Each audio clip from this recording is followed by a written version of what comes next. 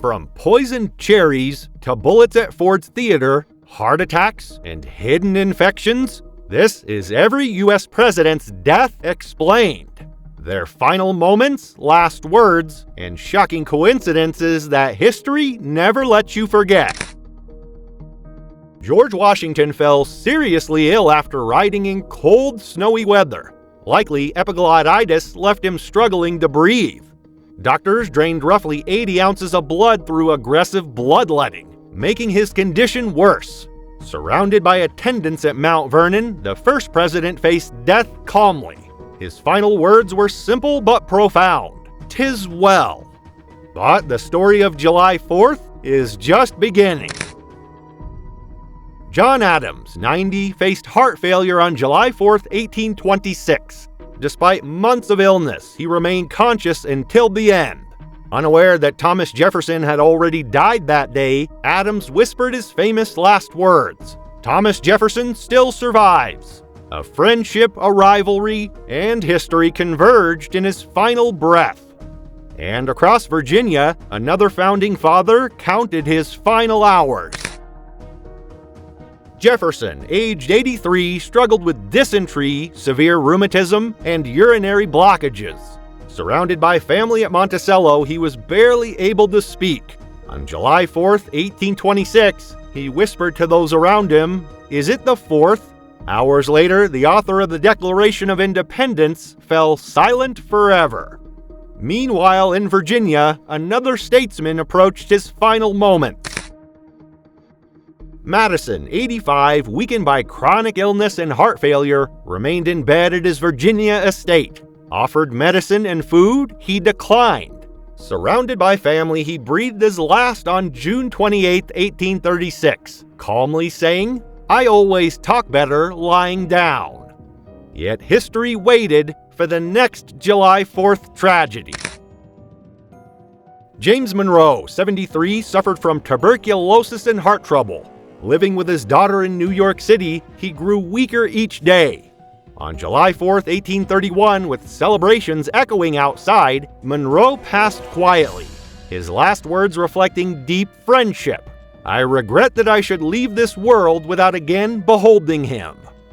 Not all presidents made it past their first month in office. Harrison, 68, likely died from typhoid fever or septic shock, just 31 days after his long, cold inauguration. Bedridden in the White House, delirious at times, he struggled through his final hours.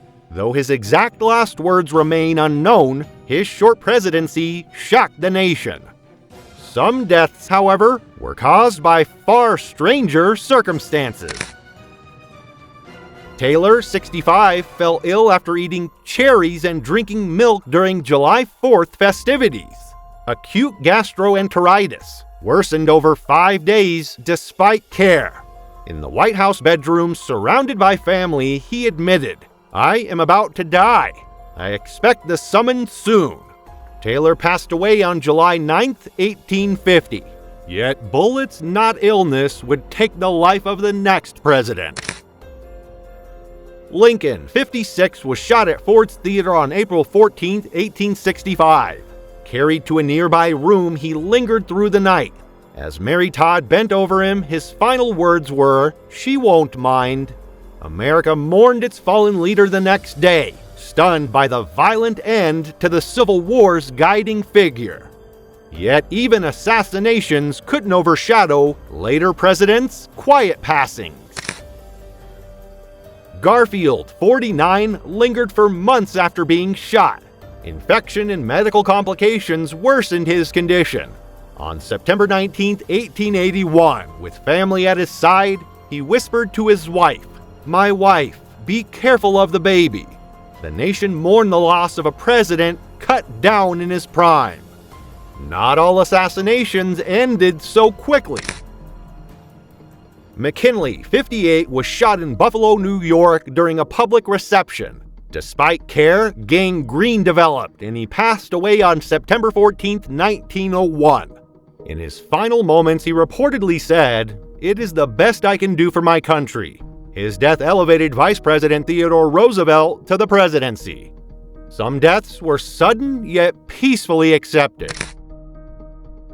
Harding, 57, collapsed from a heart attack while on a speaking tour. On August 2, 1923, in San Francisco, he passed quietly, reportedly saying, "I have no fear of death." His unexpected passing shocked the nation, ending a presidency marked by scandal and promise. Others faced illnesses that came on without warning. Roosevelt, 63, suffered a fatal cerebral hemorrhage at his retreat in Warm Springs, Georgia on April 12, 1945. Surrounded by aides and family, he collapsed suddenly while sitting for a portrait. His last words remain unknown, but his death stunned a nation still at war. Violence would once again strike a sitting president. Kennedy, 46, was assassinated in Dallas on November 22, 1963. Riding in an open motorcade, he was shot in broad daylight. In his final moments, he reportedly said, "No, you certainly can't." The nation grieved an extraordinary loss, marking one of the most shocking deaths in modern American history. Peaceful passings would follow, quietly ending long lives. Truman, 88, died of heart failure on December 26, 1972, at his home in Missouri. Having survived immense historical upheavals, he passed quietly, with family by his side. His last words remain unknown, but his legacy as a decisive wartime and post-war leader lived on. Some presidents choose to face death with unmistakable clarity. Eisenhower, 78, struggled with congestive heart failure after years of declining health. On March 28, 1969, at his home in Pennsylvania, he accepted death calmly, reportedly saying, "I want to go." The general turned president passed surrounded by family, leaving a nation reflecting on his wartime leadership and measured presidency. And the final decades of the 20th century brought more quietly fading leaders. Johnson, 64, suffered a fatal heart attack on January 22, 1973 at his Texas ranch. Despite a long life filled with political power and historical achievement, he passed quietly. Family and close aides were by his side, though his last words remain unknown. Decades later, another president's final moments would surprise the nation. Nixon, 81, endured a stroke at his California home on April 22, 1994. Having resigned in scandal decades earlier, he lived quietly in retirement. Surrounded by family, he passed peacefully.